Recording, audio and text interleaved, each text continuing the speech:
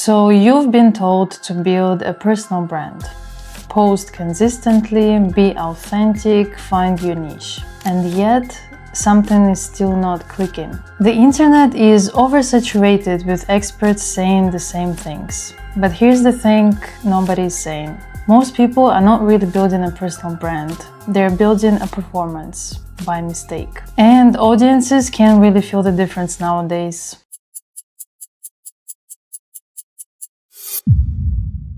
I'm Saida. By day, I've spent the last few years working in product design and strategy in tech and branding. By night, my heart has always been in music and culture. My background also includes certifications in applied psychology, data analytics, accessibility, and user experience, which I apply across different industries. Full potential is where all of those lenses meet.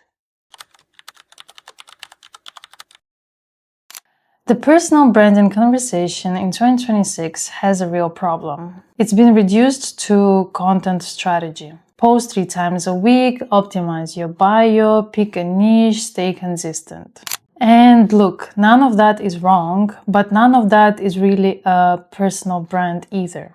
What I want to talk about today is the layer underneath all of that. Because I keep watching talented people, founders, artists, athletes build incredible output with no real public result behind it. People see them, but people don't remember them. And it's not a content problem yet, it's first of all an identity problem. So let's get into what actually builds a personal brand that lasts, using people who have done it in 3 very different worlds. I'm going to use case studies for athletes, for founders, and for artists. So for my first case study, I want to start with Serena Williams. Not because she is one of the most famous athletes alive, though she is, but because of what she did with that fame and before that fame. And more importantly, when she started doing it.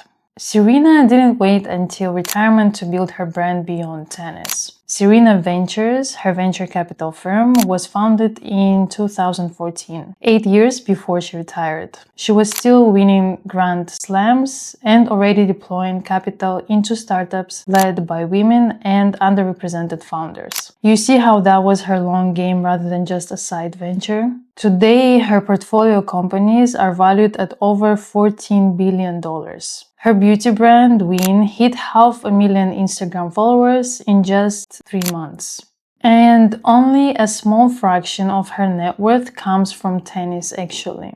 So here's the thing I want you to sit with here. Serena's personal brand is not just a tennis legend. She knew what it looks like to be overlooked, and she built for those people.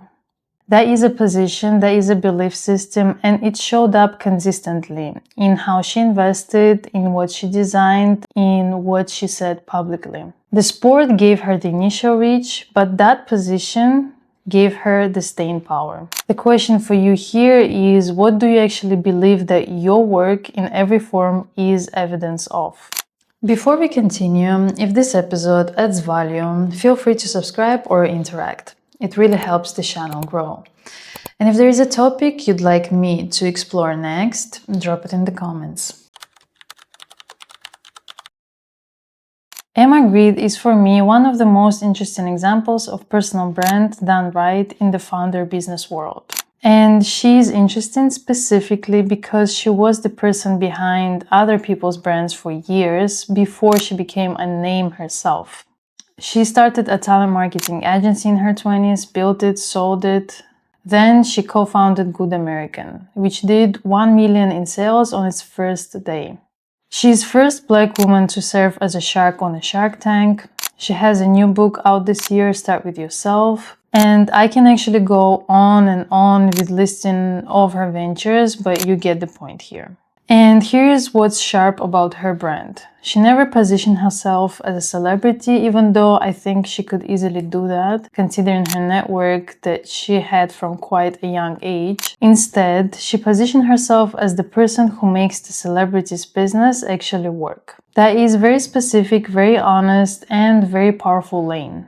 Emma Grede's brand is not built on aesthetics or content volume, even though that is something she's actively working on right now. It is built on a track record of turning cultural moments into actual businesses. And the thing about track records, they are incredibly hard to fake.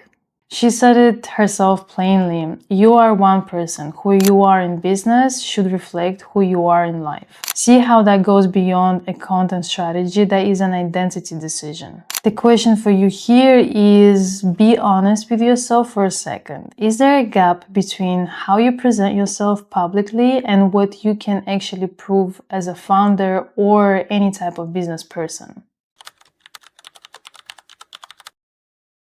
Now let's talk about the artist version. And I want to use two artists here because they actually illuminate the same idea from completely opposite directions. Tyler, the Creator, and Billie Eilish. Different genres, different generations, different aesthetics entirely, but here's what they share, and it is the thing that most artists still have not figured out. Neither of them ever performed for approval. And that refusal, that specific refusal, is the foundation of both of their brands.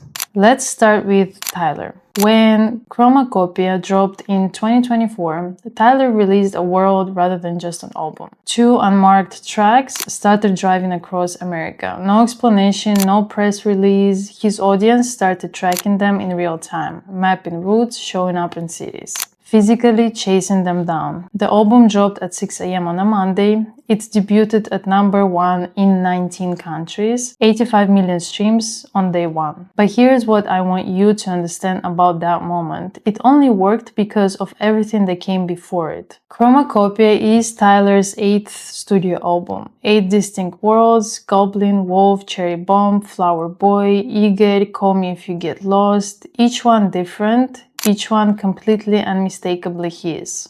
And he also runs Golfwing, his clothing brand with the same creative logic. His position is artistic integrity and mainstream impact are not a trade-off.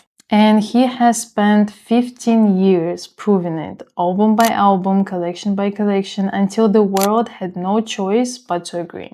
Now Billie. Billie Eilish entered the music industry at 13. And from the very beginning, she made a decision that the industry did not ask for and did not expect. She refused to perform for the audience's comfort. The baggy clothes, which became one of the most recognizable visual signatures in modern music, were not a brand strategy. She has been completely honest about this. She wore them because she didn't feel safe showing her body, because she wanted her outfit to be her outfit and her body to just happen to be inside it.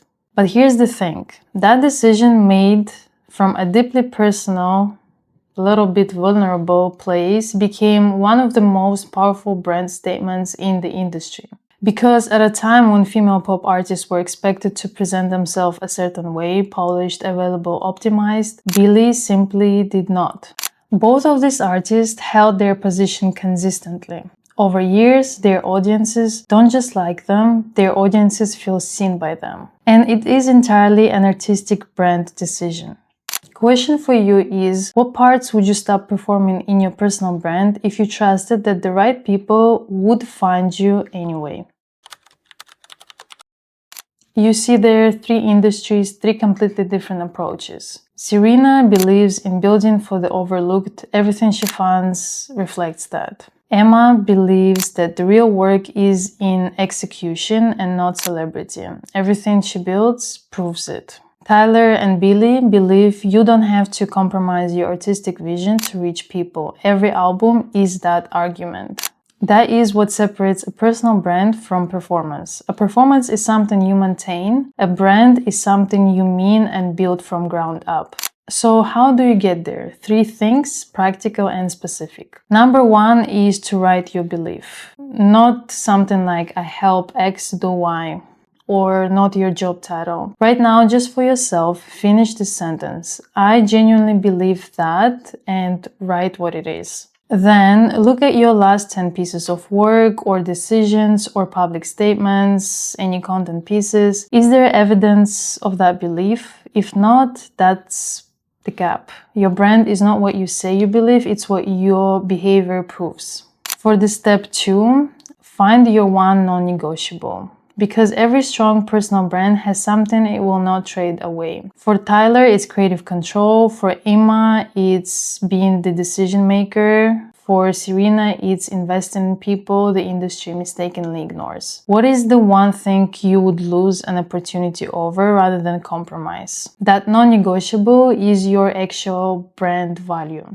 And it is worth more than any aesthetic system you could build around it. And the third step is to audit the gap between what you project and what you can prove. This is the one most people skip because it is uncomfortable. Your audience is not just listening to what you say, they're watching what you do. And in a world where AI can generate a polished brand presence overnight, the only thing that actually builds trust is a track record. So start building one, the real work, the one that you can actually show and in the direction of what you actually believe. The people we looked at today didn't build their brands by trying to show a consistent aesthetic. They built them by being a certain way consistently, specifically, and for long enough that the world caught up.